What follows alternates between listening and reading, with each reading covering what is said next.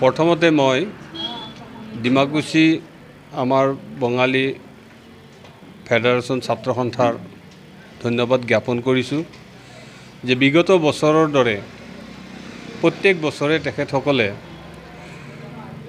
আমাৰ এই ডিমাকুছী বৃহৎ অঞ্চলত কবিগুৰু বিশ্বৰ কবিগুৰু ৰবীন্দ্ৰনাথ ঠাকুৰৰ জন্ম জয়ন্তীটো উদযাপন কৰি আহিছে। এইবেলিও 164তম তেখেতৰ জন্ম বাৰ্ষিকী উদযাপন কৰিবলৈ ওলাইছে। আজি এই শুভ মুহূৰ্তত আজি এই ডিমাকুছী মেইন টাউনত আমাৰ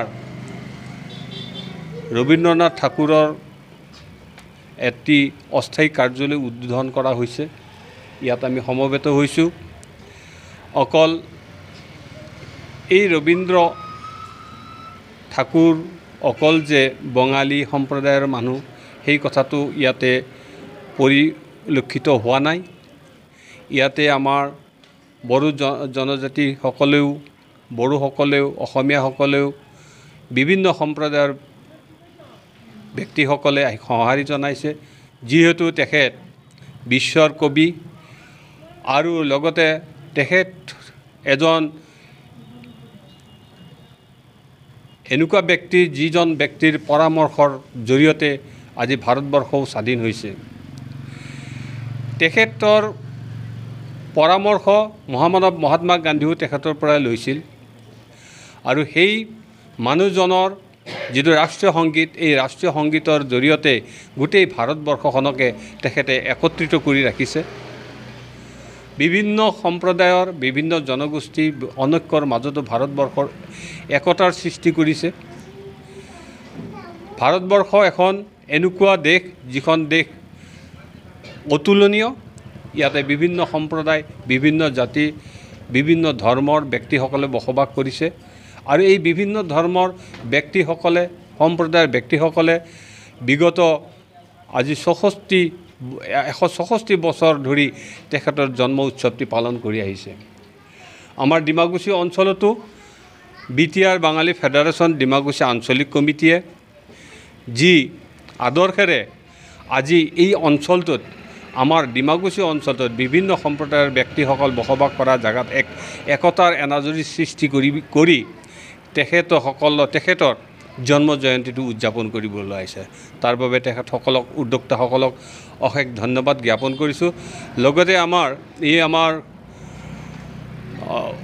ৰবীন্দ্ৰনাথ ঠাকুৰৰ জন্ম জয়ন্তীৰ আমাৰ সভাপতি মাননীয় মতিলাল ৰায় ছাৰকো মই ধন্যবাদ জ্ঞাপন কৰিছোঁ। তেখেত এজন অৱসৰপ্ৰাপ্ত শিক্ষক। তেখেতেও যথেষ্টখিনি সহায় সহযোগিতা আগবঢ়াইছে। লগতে আমাৰ BTRৰ বাঙালী ফেডাৰেশ্যনৰ ডিষ্ট্ৰিক্ট ছেক্ৰেটাৰী মাননীয় সভাপতি শংকৰ দাসো তেখেতকো অশেষ ধন্যবাদ জ্ঞাপন কৰিছোঁ। তেখেতসকলে যিখিনি নিজৰ স্বাৰ্থ ত্যাগ কৰি গোটেই মানুহৰ মাজত গোটেই সম্প্ৰদায়ৰ মাজত যি একতাৰ ভাৱ সৃষ্টি কৰিব বিচাৰিছে তাৰ বাবে ধন্যবাদ জ্ঞাপন কৰিছোঁ। আৰু লগতে এই 164তম আমাৰ জন্ম জয়ন্তীটো যেন ছাকচেছফুল হয় সম্পূৰ্ণৰূপে শান্তিপূৰ্ণভাৱে তাৰে কামনা কৰি মই মোৰ ক'বলগীয়াখিনি এইখিনি।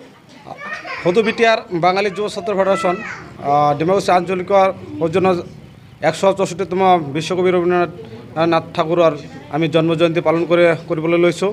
বিগত বছৰৰ দৰেও আমাৰ এই বছৰো ডিমাকুছীত সাৰা BTR বাঙালী যুৱ ছাত্ৰ ফেডাৰেশ্যনৰ বেনাৰতে আমি ৰবীন্দ্ৰ জয়ন্তী পালন কৰিম। আশা ৰাখিছোঁ 9-10 মানে 9 আৰু 10 দুইদিনে আমি কাৰ্যসূচী আছে। দুইদিনীয়া প্ৰগ্ৰাম কৰিম আমি। তো আমি আশা কৰিছোঁ যাতে এই প্ৰগ্ৰামটোত সকলো জাতি জনগোষ্ঠী আমাক সহায় কৰে। এই আমাৰ যিটো ৰবীন্দ্ৰ জন্ম জয়ন্তীৰ RC কমিটি আছে তাত আমি সকলো জাতি জনগোষ্ঠীকে আমি RC কমিটিত লৈছোঁ। সকলোৰে আশা মানে সকলোৱে আমাক ভালকৈ পৰামৰ্শ দিছে যাতে আমাৰ এই ৰবীন্দ্ৰ জয়ন্তী ভাল হয়। আৰু সকলোকে মই অনুৰোধ কৰিছোঁ যাতে এই প্ৰগ্ৰামটো ছাকচেছ কৰাৰ কাৰণে আপোনালোকে সকলোৱে উঠি পৰি লাগিব বুলি মই আশাবাদী। ধন্যবাদ। অহা 25 বহাগ আমি কবিগুৰু ৰবীন্দ্ৰনাথ ঠাকুৰৰ ১৬৪তম জন্মজয়ন্তী উদযাপন কৰিবলৈ ওলাইছোঁ। সদৌ বিটিয়াৰ ডিমাকুছী আঞ্চলিক কমিটিৰ উদ্যোগত আৰু বৃহত্তৰ ডিমাকুছী অঞ্চলৰ বিভিন্ন ভাষা ভাষী জাতি জনগোষ্ঠীৰ সহযোগত আমি এই অনুষ্ঠানটি দুদিনীয়া কাৰ্যসূচীৰে উদযাপন কৰিবলৈ ওলাইছোঁ। আৰু উক্ত অনুষ্ঠানত সকলো জাতি জনগোষ্ঠী ভাষা ধৰ্ম নিৰ্বিশেষে সকলোৱে যাতে এই অনুষ্ঠানটিত সহায় সহযোগ আগবঢ়ায় তাৰে কামনা কৰি এই অনুষ্ঠানটি যাতে সাফল্যমণ্ডিত হয় তাৰে কামনা কৰি মোৰ বক্তব্য মই ইমানতে সামৰণি মাৰিছোঁ।